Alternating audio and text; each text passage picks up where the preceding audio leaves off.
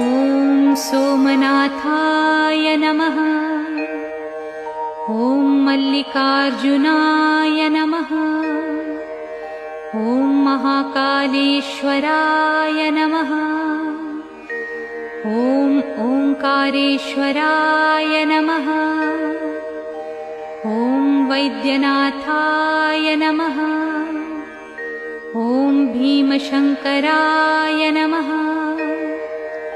ॐ रामेश्वराय नमः। ॐ नागेश्वराय नमः। ॐ विश्वेश्वराय नमः।